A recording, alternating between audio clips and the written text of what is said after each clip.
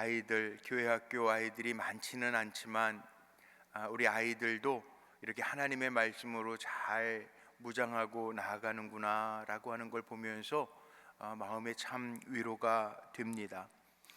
그러나 시간이 지납니다. 저도 이렇게 아이들 보면서요, 어렸을 때 외웠던 성경 구절들이 지금도 제 마음에 남아있는 거지, 지금은 외우려고 해도 말씀들이 잘 이렇게 외워지지가 않아요. 전화번호도 마찬가지죠. 요즘에 핸드폰에다가 우리 장로님, 권사님 전화번호들 이렇게 입력이 다 되어 있어서 그런지 어쩔 때에는 자기 전화번호도 잘 생각이 안 날 때가 있어요. 나이 드는 증거라고 많은 분들이 그렇게 이야기를 합니다. 나이 드는 거를 무시하고 살 수는 없어요. 시간이 지나면 벌써 12월 월삭 새벽 예배를 드린 게 엊그제 같은데 벌써 일주일이 휙 지나갑니다. 우리가 나이에 걸맞는 삶을 잘 살아야 참 잘 사는구나 이렇게 이야기를 합니다. 제가 석사 논문을 쓸 때 제가 목회 상담학으로 석사 과정 논문을 썼고 박사 과정 논문을 다 썼는데, 석사 과정 논문을 쓰면서 제가 아이버스라고 하는 제3세계 남아프리카 공화국의 신학자인 하워드 아이버스라고 하는 사람의 그 제3세계 상담학자의 논문을 가지고 제가 우리나라에 적용하는 그 석사 논문을 썼던 기억이 있어요. 자, 사람이 나이를 먹는 건 당연한 거죠. 그래서 제가 제 논문에는 그런 걸 썼는데, 미국의 아주 유명한 심리학자 겸 사회학자였던 에릭 에릭슨이 그런 얘기를 합니다. 인생 8주기에 대한 얘기를 해요. 유아기서부터. 그러니까 유아기 같은 경우에는 그러니까 부모에게 사랑을 많이 받아야 사람을 신뢰할 수 있는 그 신뢰성이 길러지고, 만약 부모에게 사랑이 부족하면, 결핍이 되면 어떻게 되냐면 불신하게 된다는 거죠. 인생의 유아기, 그 다음에 아동기, 그 다음에 학령기, 청소년기, 청년기, 성년기, 중년기, 노년기, 이렇게 인생의 8주기가 있어요. 그 가운데 7번째 단계인 그 중년기에 보면 거기 이런 얘기가 나옵니다. 삶의 주기, 그러니까는 이 에릭 에릭슨이 화면에 보시는 것처럼 이 인생의 8단계 주기들 가운데 이 삶에 다가오는 문제들이 있는데, 그 문제들이 긍정적인 방향으로 나아가느냐 부정적인 방향으로 나아가느냐에 따라서 인생이 달라지거든요. 그런데 이 에릭슨이 인생의 8주기를 가지고 이야기하면서 잘 해결돼야 되는데, 잘 충족되어야 되는데, 그렇지 아니한 사람들이 제대로 이 인생의 주기에 제대로 잘 채워지지 아니하고 만족하지 아니하고 결핍이 생기면 인생에 있어서 문제가 생긴다는 이야기를 합니다. 제가 무슨 얘기를 말씀드리려고 하냐 하면, 그래서 우리의 인생에 있어서 신앙적으로나 사회적으로나 도덕적으로나 심리적으로나 잘 우리의 인생을 만들어가는 것이 참 중요하죠. 그 가운데에도 이 에릭 에릭슨이 얘기하는 7번째 단계에 보면 이 중년기, 노년기까지 사람이 잘 사회적으로 심리적으로 성장하고 성숙하면요, 우주적 대통합을 이루는 게 당연한 거예요. 우리의 마음속에. 그러니까 정말 존경받을 어른이 되는 거죠. 그런데 그렇지 못한 어른들도 있어요. 아집, 고집스러운 자기 주장만 남아있는 어른들도 있단 말이에요. 흔히 요즘식으로 얘기하면 꼰대가 될 수도 있다는 거예요. 그러니까 인생을 살아가면서 우리의 삶에 다가오는 문제들을 잘 어떻게 하면 긍정적으로 만족하면서 결핍이 생기지 않도록 하면서 살아가느냐가 중요한데, 이 7단계 중년기에 보면 해결해야 할 과제가 뭐냐 하면 생산성이라는 거예요. 생산성. 인생에 있어서 잘 재생산해내지 못하면 어떻게 되느냐? 침체가 온다는 거예요. 요즘 저출산 때문에 앞으로 나라에 여러 가지 어려운 점들도 있을 거다라는 이야기들도 하는데, 물론 생물학적으로 우리의 후손들을 만들어내지 못하면 생기는 어려움들도 있겠죠. 근데 뭐 이 중년기에 오는 생산성은 단순히 생물학적인 생산성만 이야기하는 것이 아니라 직업적인 생산성도 얘기해요. 우리 자녀들에게, 다음 세대들에게 또 다른 일들을 잘 이어갈 수 있게 해주는 거. 뭐 직업적인 생산성뿐만 아니라 문화적인 생산성도 물려줘야죠. 그래서 우리 다음 세대들에게 문화 환경도 만들어주는 거. 또 지금 나라가 혼란 속에 있지만 잘 살 수 있는 삶의 터전도 이어주는 것. 이것이 정말 우리 어른들, 중년들 해야 할 일들이라는 거죠. 정말 중요한 문제예요. 오늘 열왕기상 2장의 말씀에 보면 주로 추도 예배 때 많이 인용하는 성경의 말씀이지만 오늘 본문의 말씀은 다윗의 유언, 오늘 제가 말씀의 제목을 적은 것처럼 다윗의 유언이에요. 다윗은 사도행전 13장 말씀에 보면 하나님의 마음에 합한 종이라고 그랬는데, 다윗이 정말 어려움도 많았지만 인생의 위기도 있었지만 잘 나이 먹어서 나이 값을 하면서 살았던 정말 믿음의 어른이라고 말할 수 있죠. 하나님의 뜻을 따라서 왕위를 이어갈 이제 솔로몬에게 유언하는 겁니다. 오늘 솔로몬에게 유언을 남기는 다윗의 그 유언을 보면서 우리 마음속에 좀 새겨야 될 것들이 있어요. 정말 중요한 메시지를 우리에게 주고 있어요. 유언이라고 하는 게 중요하죠. 그것도 만약에 우리 부모님들이 남겨놓으신, 천국 가시면서 남겨놓으신 유언이 있다 그러면 그 마지막 말씀은 마음속에 새기게 돼요. 정말 중요한 거예요. 기억에 남는 것들이 있어요.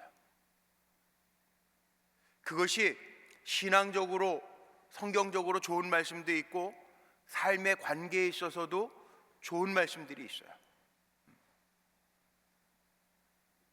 제가 말씀을 준비하다 보니까 이런 생각도 나더라고요. 저희 장인어른이 제가 토론토에서, 캐나다에서 들어올 때 마지막 통화를 했고, 그리고 나서 통화한 지 며칠 지나서 갑자기 쓰러지셔서, 심장마비가 와서 쓰러지셔서 제가 들어온 다음에 한 2주 정도 한국에서 뵙다가 그냥 누워 계신 채로 뵙다가 천국 가셨어요.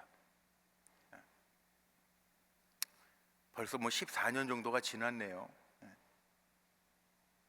근데 아버님하고 마지막 통화를 했을 때, 그 장인 어르신하고 마지막 전화 통화했을 때 남겨주셨던 그 말씀도 제 마음에 담겨 있어요. 그러시더라고요. 제가 이제 한국 들어가게 됐는데 기도해 주세요 아버님 그랬는데, 마지막 전화로, 먼 장거리 통화로 하면서, 그래 국목사 잘 정리하고 들어와라. 사람은 끝이 중요하다.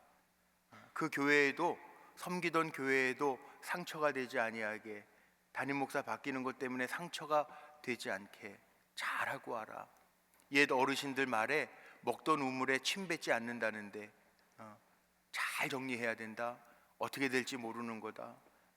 그동안 목회하느라고 애썼는데 마지막까지 잘 정리하고 사람들 상처되지 않게 잘 마무리하고 와라. 그 얘기가 잊혀지지가 않아요. 그게 마지막 얘기예요. 마지막 가르침이었어요. 그리고는 아버님 누워 계신 모습만 보다가 천국 가셨어요. 솔로몬이요, 지금 아버지 다윗에게 유언을 받는데, 유언은 누가 하죠? 오늘 본문 1절에 보니까 이렇게 나와 있어요. 다윗의 죽을 날이 임박함에 그의 아들 솔로몬에게 명령하여 이르되, 다윗은 지금 죽을 날이 임박했다라고 하는 것을 감지하고 있어요. 유언은요 마지막에 하는 거잖아요. 지금 다윗이 죽을 날이 가까워오고 있음을 알기 때문에 한마디로 아들 솔로몬에게 자신을 이어 하나님의 뜻대로 나라를 잘 이끌어 주기를 바랐기 때문에 지금 유언을 하는 거예요. 에릭슨이 인생의 8단계에 맞추어서 자기가 가지고 있는 DNA를 다음 세대에 잘 연결해 줘야 되는 것처럼, 여기 다윗이 자신의 뒤를 이어서 이스라엘 백성들을 이끌어가야 될 솔로몬에게 지금 명령하고 부탁하고 있는 거죠. 이게 참 중요해요. 유언이 중요해요. 제가 10월 달에 우리 분당 지방의 목사님들하고 정말 전 담임 목사 되고 처음인 것 같아요. 지방 목사님들하고 선교지 순례를 처음 갔는데 일본 성지 순례를 갔다 왔어요.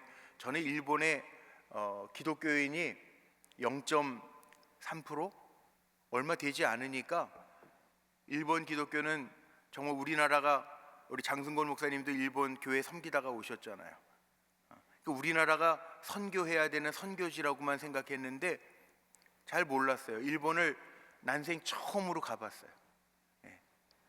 60 다 돼서 일본, 가까운 나라인데, 가깝고도 먼 나라라고 하는데 일본을 정말 난생 처음 가봤는데, 가보니까 우리나라보다 기독교가 먼저 들어왔고, 또 우리는 이 한일 감정이라고 하는 게 있어서 일본하고는 어려서부터 그랬잖아요. 축구를 하든 야구를 하든 일본하고 무슨 게임이 붙으면 무조건 이겨야 되고. 근데 가보니까 참 깨끗하고 선진국이구나, 또 우리가 배워야 될 것들도 많이 있구나, 그런 생각도 들고, 교회 같은 건 일본이 훨씬 더 먼저 세워졌더라고요. 제가 사진을 좀 가져왔는데, 일본 성지 순례 가서 갔던 성지 순례가 있어요. 윤동주 시인이 나왔던 그 한국식 발음으로는 동지사 대학인데 도시사 대학이라고 하는데도 가봤고, 윤동주 시인의 그 비문이 있는 곳도 가봤고, 또 우리나라 감리교회 선교사로, 의료 선교사로 들어왔던 스크램턴 부인이 있는데, 그 스크램턴 부인의 아들의 묘, 윌리엄 스크램턴의 묘도 가봤어요. 우리 분당 지방에 있는 동대문 교회에서 그 스크램턴 묘를 찾아서 저 비석을 한글로 저렇게 보여드렸던 것처럼 만들어 놨더라고요. 이런 생각이 들었어요. 우리나라에도 선교 들어와서 의료 선교, 또 그 스크램턴 여사가 우리나라에 처음으로 우리나라 여성병원을, 보구회관이라고 하는 여성병원을 만들기도 하고 그랬잖아요.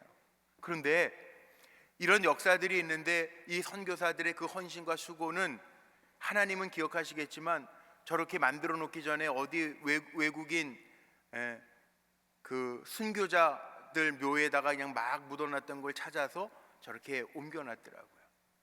비문까지 동대문 교회에서 만들어 놨더라고요. 그걸 보면서 제가 이런 생각이 들었어요. 야, 우리나라에도 복음의 씨앗이 뿌려져서 열매를 맺게 된 것도 참 하나님의 역사구나, 놀랍구나. 우리가 아펜젤로 선교사 얘기도 많이 하잖아요. 감리교 1884년 85년 4월 2일 부활절날 제물포항에 첫 발을 디뎠던 장로교 언더우드 선교사와 아펜젤로 선교사 얘기를 하는데, 그 역사적으로 기록에 보면 아펜젤로 선교사도요, 원래 일본 선교로 가려고 했는데 자기랑 친한 친구 을리엄이라고 하는 선교사가 한국 선교를 꿈꾸고 있었는데 죽었어요. 그래서 이 아펜젤로가 자기는 일본 선교를 꿈꿨는데 일본 들렀다가 이 자기 친구의 희망이고 선교하기를 원했던 한국에 발길을 돌려서 들어와서 지금 우리가 이렇게 감리교인으로, 신앙인으로 살아가고 있잖아요. 참 귀한 거죠. 누군가의 희생을 통해서, 생산성, 누군가의 헌신을 통해서 이렇게 신앙의 DNA를 가진 우리들이 생겨지고 있다는. 한편으로는요, 저는 오늘날 한국 교회를 한번 생각해 봤어요. 통계적으로 볼 때 코로나 이후에 우리 한국 교회가요, 오늘 우리 아이들이 전도 폭발하면서 복음 JC 전문을 외웠는데 한국교회 여러분 놀랍지 않습니까? 다 여기 계신 분들 가운데 교회 학교 다니신 분들이 계셨을 텐데 지금 한국교회 얼마나 놀랍냐면요, 한국교회 3분의 1이 교회 학교가 없어요. 기가 막히죠. 네? 교회 마당에서 주일날 예배 마치고 놀던 기억이 저에게도 있고, 여름 성경학교 하면서 뭉게뭉게 떠오르는 구름 위에 이런 찬양하면서 여름 성경학교 교가 불러가면서, 그리고 신앙생활했던 게 엊그제 같은데 시간은 지났고요. 지금 한국교회의 많은 교회들, 감리교회가 대한민국에만 6,000개 교회가 있는데 2,000개 교회는 교회 학교가 없어요. 더군다나 우리 교회도 제가 당회 구역회 준비를 하면서 놀란 게 있어요. 어디로 가셨는지 모르겠어요. 많은 분들이 교회 출석을 안 해요. 전화하면 온라인으로 예배드리고 있어요 하는 분들이 태반이에요. 관심이 있으신지 모르겠는데 우리 예배 참석 인원 거의 5분의 2는요 온라인으로 예배를 드려요. 그래서 주일날 저녁에 저도 모르게 우리 목사님들, 교구장님들이 출석 체크하고 결석자들 전화드리고 보고를 해주시거든요. 그리고 저녁이 되면 저는 집에 가서 오늘 예배 온라인으로는 몇 분이 드렸나, 1부, 2부, 3부 예배, 그리고 설교만 되어 있는 유튜브에 몇 명이 들어왔는지를 봐요. 평균적으로 한 500분 정도가 들어와요. 그런데 통계적으로 보니까요, 이 코로나를 지나면서 정말 놀라운 거는 예배 인원 3분의 1이 또 없어졌어요.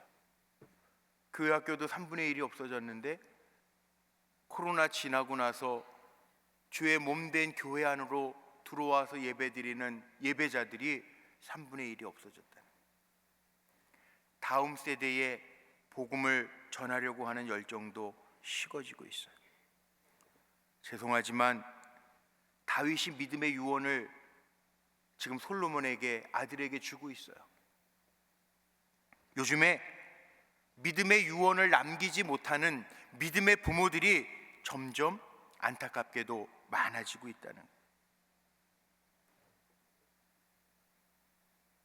여러분, 사실 우리가 우리의 자녀들에게 믿음을 전수해 주지 않으면 우리의 자녀들이 복음 안에서 잘 클 확률이 없습니다.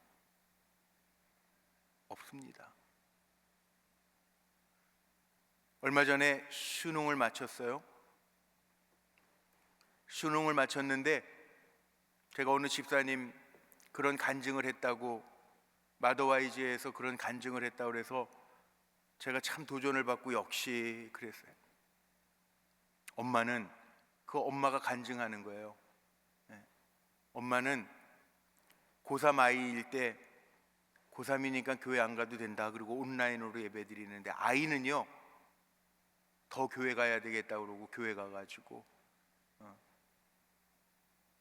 작년에 있었던 일인데 교회 가가지고 어떻게 됐게요? 연대가 목표였는데 서울대 갔다는 거예요.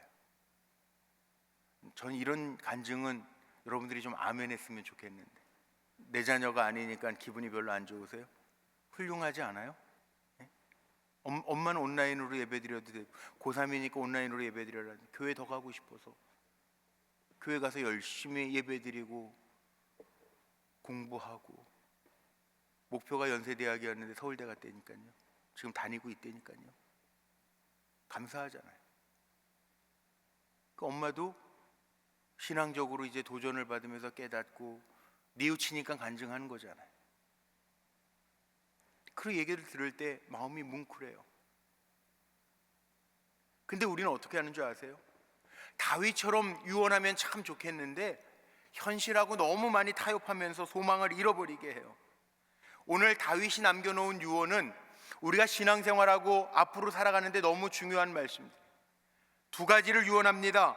두 가지를 유언하는데 그 두 가지만 제가 짧게 말씀드리고 오늘 말씀 마칠 건데, 첫 번째가 뭐냐 하면 여기 2절에서 4절에 기록되어져 있죠. 한마디로 말하면 솔로몬에게 가장 먼저 다윗이 죽을 날이 임박해서 말한 게 뭐냐 하면 하나님의 말씀과 규례를 잘 지켜서, 그냥 쉽게 얘기하면 하나님 앞에서 잘하라는 거예요. 하나님 앞에서 잘하는 게 뭐예요? 헌금 많이 하라는 거예요? 아니에요. 하나님 앞에서 잘하라는 거예요. 하나님의 말씀, 하나님을 기쁘시게 하라는 거예요. 하나님이 기뻐하시는 삶을 살아가라는 거예요. 지금 다윗은 솔로몬에게요, 이런 자신의 깨달음과 믿음의 체험을 전수해 줍니다.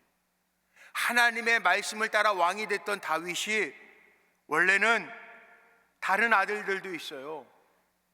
그런데 밧세바에게 낳았던 아들 솔로몬에게 하나님의 말씀으로 잘 왕위에 올라서 하나님을 잊지 말고 따르라고 재확인시켜줘요. 참 중요한 거죠. 자기가 가지고 있던 신앙의 뜨거움을 솔로몬에게 잊지 아니하도록 하나님을 기쁘시게 하는 삶을 살라고 가르쳐줘요. 누가 가르쳐주지 않으면 깨달을 수가 없다니까요. 전하는 자가 없으면 들을 수가 없다니까요. 요즘 나라가 많이 어려워서 더 많이 기도하게 되죠. 아마 기도 안 하던 분들도 나라를 위해서 기도하고 걱정하고 염려하실 거예요. 제가 여다 야다를 얘기하는 게 아니라 나라를 위해서 기도해야 될 것 같아요. 잘 사는 나라가 됐어요. 얼마나 잘 사는 나라가 됐는지 우리는 신앙생활 하는 것보다는, 보세요, 주말에 어디 제가 신방을 가다 보니까 깜짝 놀라는 게 고속도로가 꽉 막혀요. 다 놀러 가요. 캠핑 가요. 많이 가요. 이제는 예전같이 뜨겁게 신앙생활 하던 게 잊혀졌어요. 오히려 지난 9월에는 제가 몽골의 감리교회 30주년 선교 기념 집회 가서 말씀을 전하는데 정말 도전을 받았어요. 제가 영상으로도 우리 장 목사님한테 보내드렸는데, 영상은 이게 아마 유튜브에 올라가 있어서 잘 나오지 않을 것 같고 끊길 것 같아서 사진으로만 보여드리는데, 와, 정말 뜨겁게 찬양해요. 사회 보시는 목사님이 이제 우리 강사님이 말씀 전해야 되니까 우리 찬양을 조금 그치고 우리 말씀 듣고 기도합시다 그러는데, 와, 제가 놀랐어요. 찬양하는데 막 일어나서 춤추면서 찬양해요. 물론 몽골 사람들이요, 그 가무에 능하다고는 그러는데 일어나서 소리 질러가면서 찬양해요. 뜨겁게 찬양해요. 기도하면 우리 통성으로 기도합시다. 3분 지나면 한국은 이제는 조용해지잖아요. 네? 기도할 게 없어서 막 물어뜯고 그러잖아요. 그런데 뜨겁게 기도해요.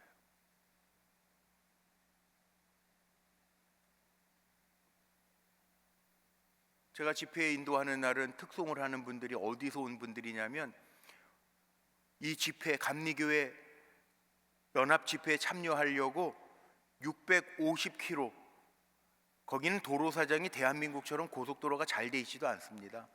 좀 기가 막힙니다. 10km를 제가 1시간 15분에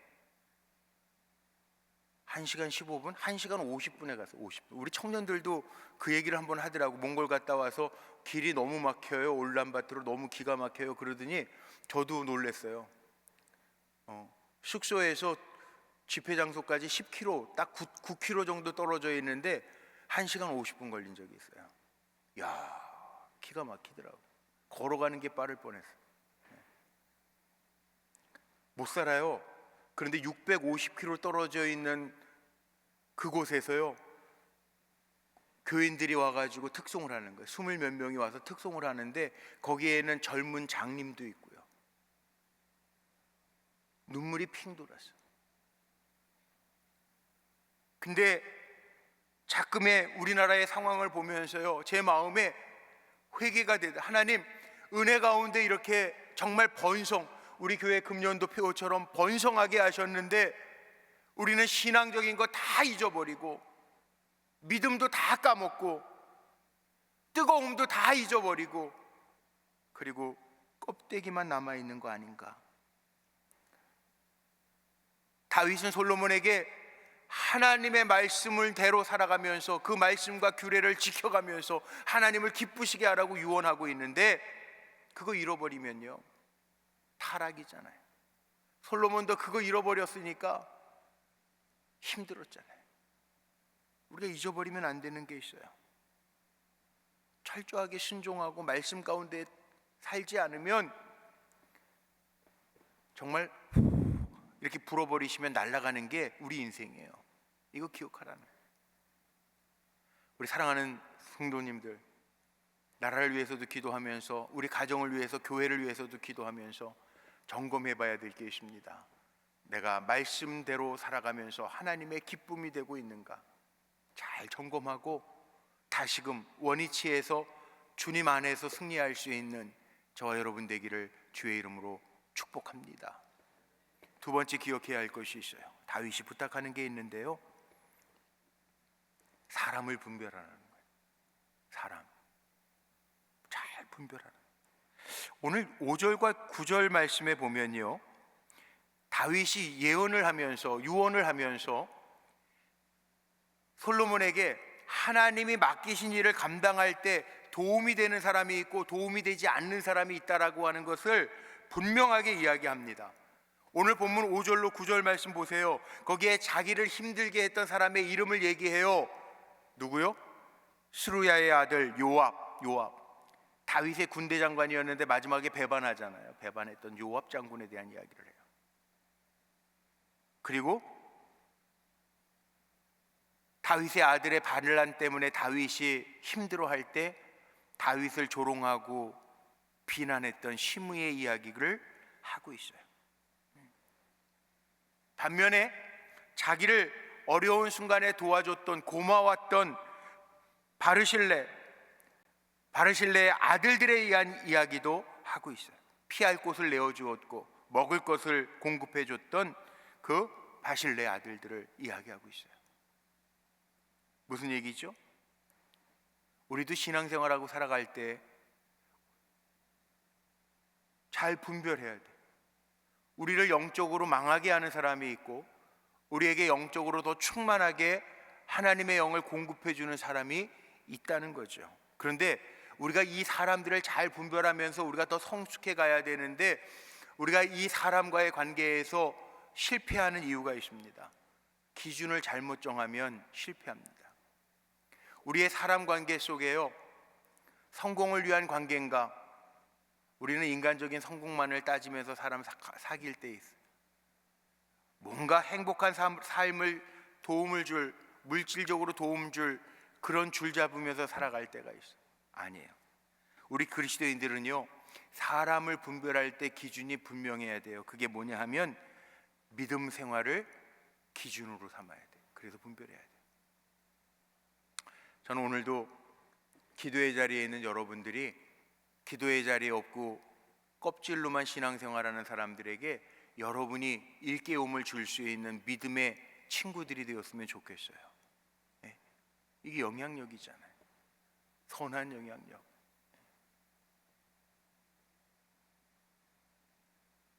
옛 어르신들이 그러죠. 친구 잘 만나야 된다. 친구 잘못 만나면, 옛말에 그런 말이에요. 친구 따라 강남 간다. 친구가 주는 영향력이 있어요. 믿음의 친구가 주는 영향력이 있어요. 믿음에 도움이 되는 친구들을 만나라는 게, 사귀라는 거예요. 그래야 산다는 거예요. 다윗이 그거 유언하는 거예요. 수월 지옥으로 끌려가면 안 되잖아요. 분별하라는 거예요. 잘 분별해서 영적으로 힘을 얻고 살아갈 수 있는 관계들을 가지라는 거예요. 이 두 가지예요. 오늘 우리의 삶 속에 한번 점검해 보자. 내가 하나님의 말씀에 비추어서 잘 살아왔는가? 그래서 내년에는 하나님의 말씀을 내 마음에 두었나이다, 주의 말씀을 내 마음에 두었나이다, 이게 표고예요. 점검해 보자고요. 내가 그렇게 살고 있는지. 다윗이 사랑하는 아들 솔로몬에게 나라를 맡기고 가문을 맡기면서 그렇게 부탁하는 겁니다. 하나님의 말씀과 규례를 잘 따라서 살아라. 두 번째는 사람 잘 가려서 정치할 때 붙는 사람들 왜 없겠어요? 힘을 가지면 붙는 사람이 있어요. 그 사람들을 잘 분별하라는 거예요. 망할 수도 있고요. 사람 잘 만나서 사람 때문에 힘을 얻고 더 멋지게 승리할 수도 있는데 잘 분별하라는 거예요. 맨날 속고 넘어지고 하는 삶을 살아가지 말고 정말 우리의 영에 유익이 되는 관계들을 맺으라는 거죠. 오늘 12월 첫 금요일 금요부흥에 우리 다시 믿음으로 잘 점검하고 말씀에 순종하고 구별함으로 준비하며 일어날 수 있는 저와 여러분 모두가 되기를 주님의 이름으로 축복합니다. 우리 함께 찬송 부르고 기도했으면 좋겠는